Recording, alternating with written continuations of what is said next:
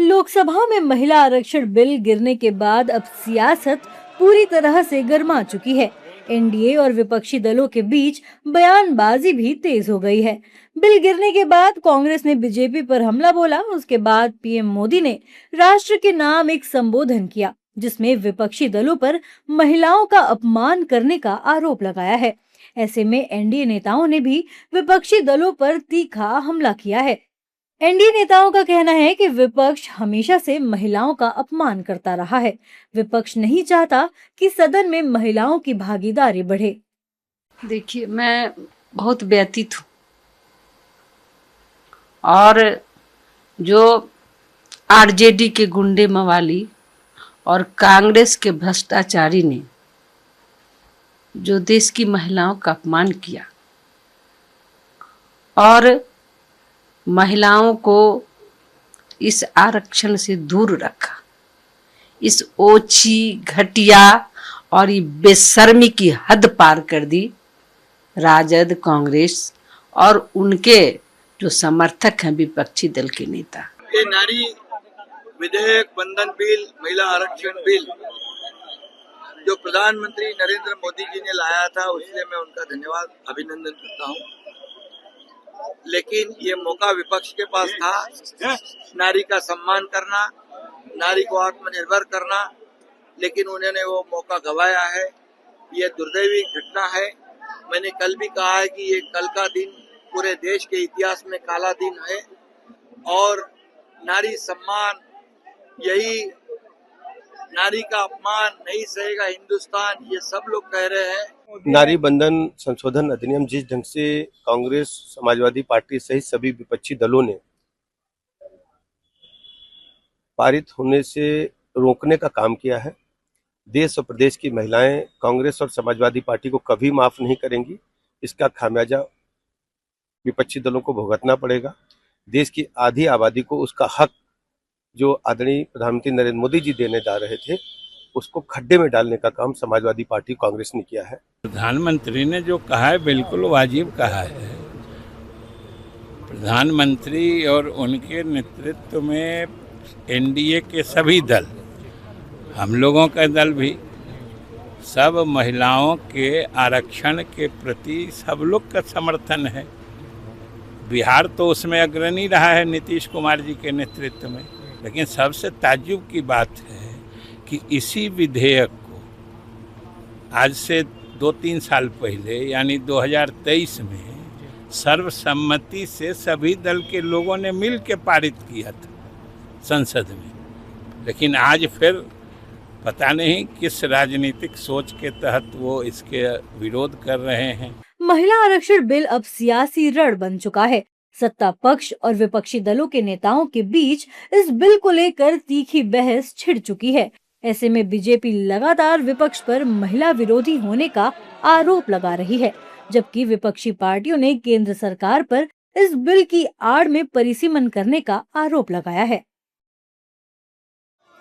पश्चिम बंगाल विधानसभा चुनाव की सरगर्मी तेज हो गई है। बंगाल चुनाव प्रचार के लिए रविवार को प्रधानमंत्री नरेंद्र मोदी बिष्णुपुर पहुंचे। पीएम मोदी ने विजय संकल्प सभा को संबोधित किया। पीएम मोदी ने अपने संबोधन में कहा कि बंगाल चुनाव नया इतिहास बनाने जा रहा है। टीएमसी का भय काल जाने वाला और बीजेपी के भरोसे का सेवा काल आने वाला है। बंगाल के ये चुनाव नया इतिहास बनाने जा रहे हैं।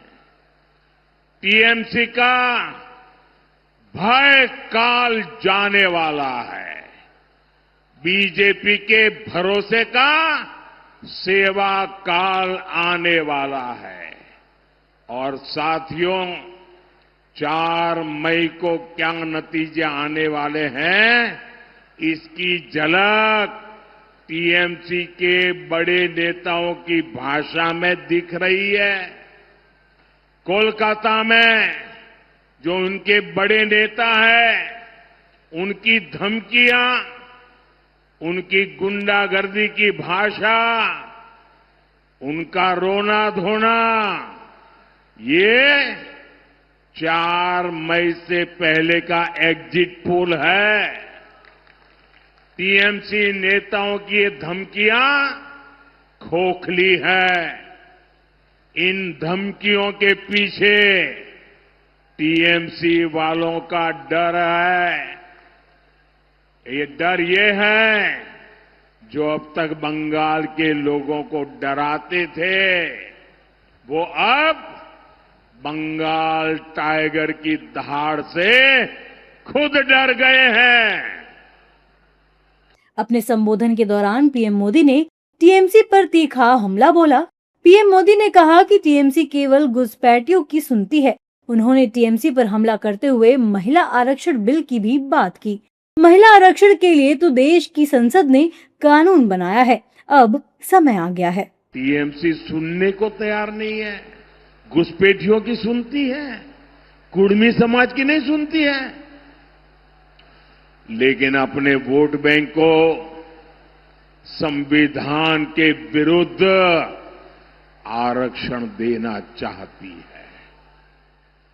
कोलकाता हाईकोर्ट बार बार कह रहा है ये नहीं चलेगा, लेकिन महाजंगल राज ऐसा है कि ये कोर्ट की भी नहीं सुनते। महिलाओं के आरक्षण के लिए तो देश की संसद ने कानून बनाया है। अब समय आ गया है, देर नहीं होनी चाहिए, उसको बस लागू करना है। लेकिन टीएमसी को ये पसंद नहीं आ रहा है। मैं बंगाल की हर बहन बेटी से कहूंगा, अब टीएमसी को सजा देनी है। पीएम मोदी ने पश्चिम बंगाल के बिष्णुपुर में चुनावी रैली को संबोधित करते हुए बीजेपी को वोट देने की अपील की। इस दौरान पीएम मोदी ने कहा कि समय बहुत कम बचा है, आप सभी लोग इस बार के विधानसभा चुनाव में बीजेपी को वोट कीजिए। साथियों, अब पहले चरण के मतदान के लिए कुछ ही घंटे शेष है। मेरा आप सभी से आग्रह है, हमारे सभी साथियों को भारी बहुमत से विजयी बनाएं। इस बार बीजेपी का सीएम शपथ ले, ये बंगाल की जनता का संकल्प है।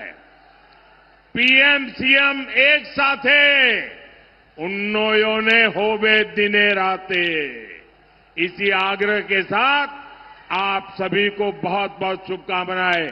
बता दें कि बंगाल विधानसभा चुनाव का पहला चरण 23 अप्रैल को होना है और दूसरा चरण 29 अप्रैल को। बंगाल में चुनाव को लेकर बीजेपी अलर्ट मोड पर नजर आ रही है। खुद पीएम मोदी चुनावी रैलियों को संबोधित कर रहे हैं। हालांकि ममता बनर्जी भी केंद्र सरकार पर लगातार हमलावर हैं और राज्य में अपनी सरकार बनाने का दावा कर रही हैं।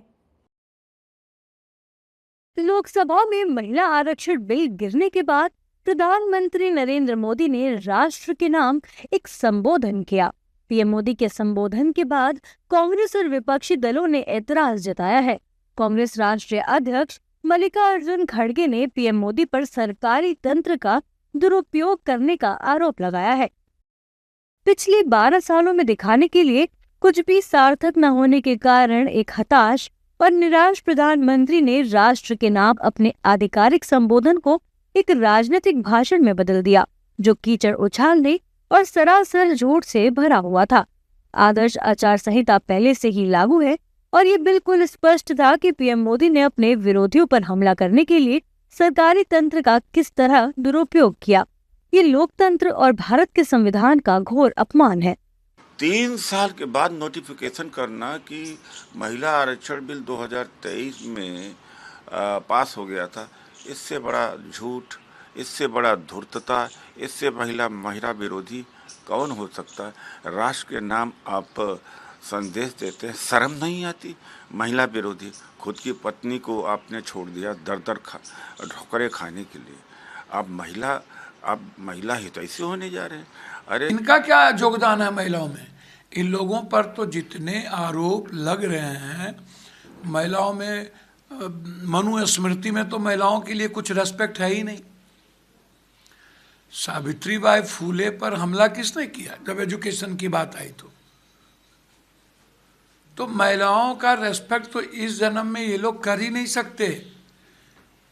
24 में 26 में आपको जब हाउस चल रहा था तो फिर आपको विशेष सत्र बुलाने की जरूरत क्यों पड़ी? मैं फिर कहना चाहता हूं, कौन क्या कहता है, सबकी अपनी भाषा है और सब अपनी जगह अपने ढंग से कहते हैं। मैं तो कहता हूं और बहुत स्पष्ट रूप से कहता हूं, प्रधानमंत्री जी, आपकी पार्टी धोखा दे रही है। नाम है महिला आरक्षण का और अब आप भारत के संविधान और जो फेडरल स्ट्रक्चर है, संघीय ढांचा है, दोनों की हत्या कर रहे हैं। ये प्रयास था इस माध्यम से।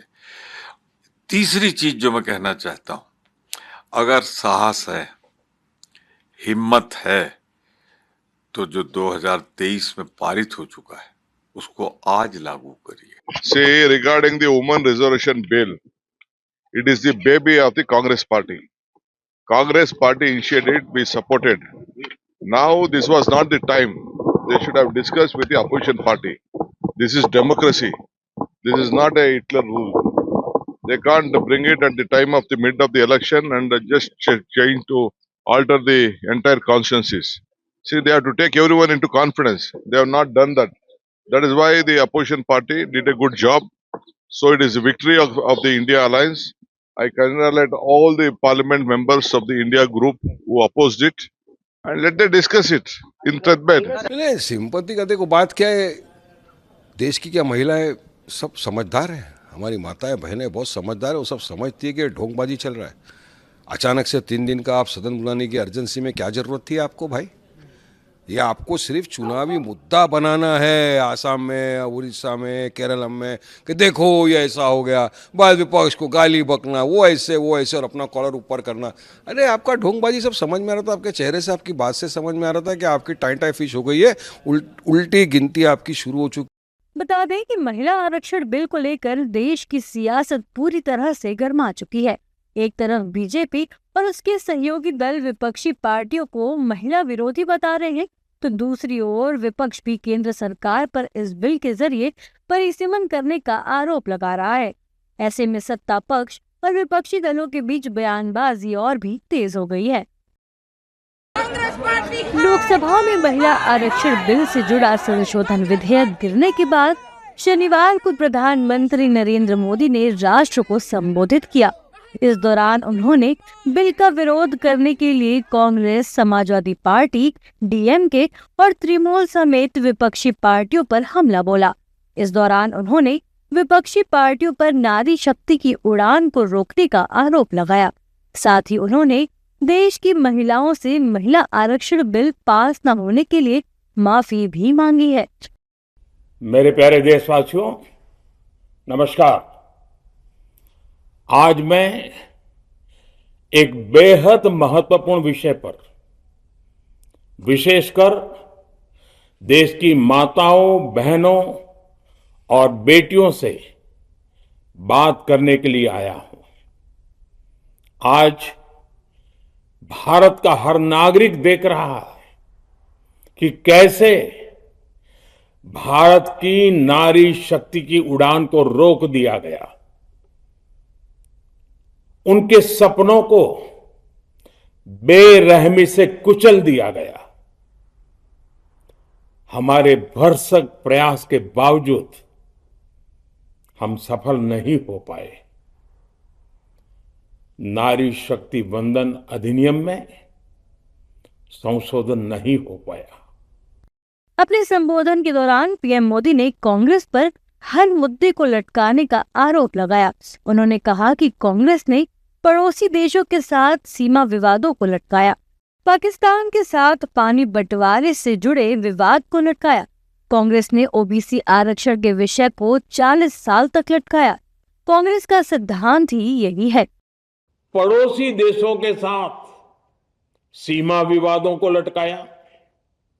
कांग्रेस ने पाकिस्तान के साथ पानी बंटवारे से जुड़े विवादों को लटकाया। कांग्रेस ने ओबीसी आरक्षण के निर्णय को 40 साल तक लटकाए रखा। कांग्रेस ने सैनिकों के लिए 1 रैंक 1 पेंशन को 40 साल तक रोके रखा। साथियों, कांग्रेस के इस रवैये ने हमेशा देश का बहुत बड़ा नुकसान किया है। कांग्रेस के हर विरोध, हर अनिर्णय, हर छल प्रपंच का खामियाजा देश ने भुगता है, देश की पीढ़ियों ने भुगता है। आज देश के सामने जितनी भी बड़ी चुनौतियां हैं, वो कांग्रेस के इसी रवैये से उपजी हुई है। हालांकि पीएम मोदी ने ये भी साफ कर दिया कि विपक्ष चाहे कितना ही जोर लगा ले, लेकिन बीजेपी सरकार महिला आरक्षण बिल लाकर ही रहेगी। पीएम मोदी ने कहा कि मैं देश की हर नारी को विश्वास दिलाता हूं कि महिला आरक्षण के रास्ते में आने वाली हर रुकावट को हटाकर रहेंगे। हमारा हौसला भी बुलंद है, हमारी हिम्मत भी अटूट है और हमारा इरादा भी अडिग है। मैं देश की हर नारी को विश्वास दिलाता हूं, हम महिला आरक्षण के रास्ते में आने वाले हर रुकावट को खत्म करके रहेंगे, हटा करके रहेंगे। हमारा हौसला भी बुलंद है, हमारी हिम्मत भी अटूट है और हमारा इरादा भी अड़िग है। महिला आरक्षण का विरोध करने वाली पार्टियां ये देश की नारी शक्ति को संसद और विधानसभाओं में उनकी भागीदारी बढ़ाने से कभी भी रोक नहीं पाएंगे। सिर्फ वक्त का इंतजार है। नारी शक्ति के सशक्तिकरण का बीजेपी एनडीए का संकल्प अक्षुण्ण है। कल हमारे पास संख्या बल नहीं था, लेकिन इसका मतलब ये नहीं है कि हम हार गए। बता दें कि शुक्रवार को महिला आरक्षण बिल पर लोकसभा में चर्चा हुई थी। लंबी चर्चा के बाद बिल पर वोटिंग हुई, जिसमें 2/3 बहुमत से दूर रहने के कारण बिल लोकसभा में पारित नहीं हो सका। बिल गिरने के बाद अब सत्ता पक्ष और विपक्षी दलों के बीच बयानबाजी तेज हो गई है। देखिए, देश विरोधी और महिला विरोधी कांग्रेस ने कल जो काम किया उससे एक बार ये फिर सिद्ध हो गया है कि देश हित में निर्णय लेने में कांग्रेस सबसे पीछे है। कांग्रेस की कई ऐतिहासिक भूलें हैं जिसने इस देश को पीछे ले जाने का काम किया। उसमें से सबसे बड़ी भूल कल उन्होंने लोकसभा में की, जब उन्होंने महिला सशक्तिकरण के हित में लोकसभा में 850 में से 280 महिलाओं को नेतृत्व देने का जो कानून कल सदन में आया था उसका विरोध किया। आज इंदौर नगर निगम की परिषद ने उनके खिलाफ निंदा प्रस्ताव भी किया है और शहर की महिला और पार्षदों ने कांग्रेस का भी विरोध कर प्रदर्शन किया। देखिए, जो 33% आरक्षण सभी बहनों को मिल रहा था, उसका विरोध ये विरोधी दल, जो हम इसे विरोधी दल इसलिए कहते हैं कि कुछ भी अगर अमेंडमेंट होता है उन सभी में इनका एक ही काम रहता है, विरोध का। तो इन्होंने कल वहाँ पर हमें योगदान नहीं दिया और विरोध किया और ये बिल पारित नहीं हो पाया।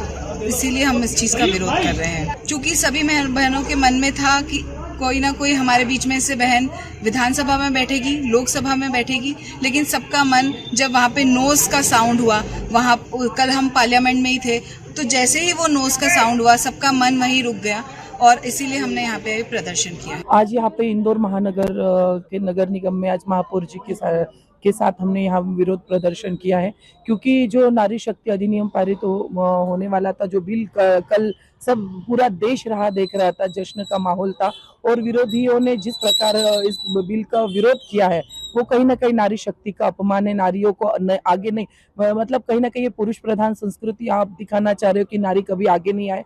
जो भारत यत्र नार्यस्ति पूज्यन्ते रमन्ते तत्र देवता वेदों में लिखा है, आज कहीं ना कहीं वो साक्षात आगे होने वाला था और ये उन्होंने विरोध किया था। इसीलिए आज हम सब ने उनका विरोध किया है कि अगर कहीं नारी आगे आ रही है तो आपने उनका साथ देना चाहिए, माननीय नरेंद्र मोदी जी का साथ देना चाहिए, क्योंकि ये अच्छा बिल था और सभी महिलाओं के हित में था। या कोई पक्ष विपक्ष नहीं था, महिला की बात थी।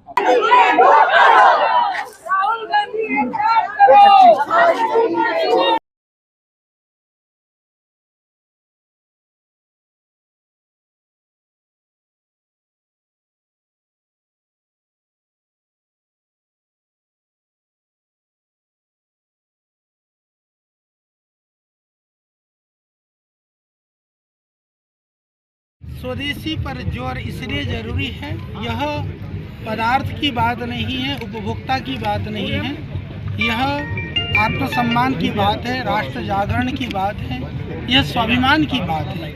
यह लाखों हमारे जो कारीगर भाई हैं, आर्टिसंस हैं, उनकी बात है। जब हम स्वदेशी की बात करते हैं तो हम आसपास के क्षेत्र में जो छोटे छोटे कुटीर उद्योग हैं, छोटे छोटे जो काम करने वाले कारीगर हैं, हम उन सब की बात करते हैं। उससे हमारी परंपराएं सुरक्षित रहती है, उससे हमारी सारी जो मूल्य और हमारे जो आदर्श हैं वो बने रहते हैं। इसके लिए स्वदेशी जरूरी है। जहाँ स्वदेशी है वहाँ स्वाभिमान है। जिस देश का राष्ट्र स्वाभिमान है वही देश समृद्धशाली है। इसलिए देश को समृद्धशाली बनाने के लिए स्वदेशी जरूरी है।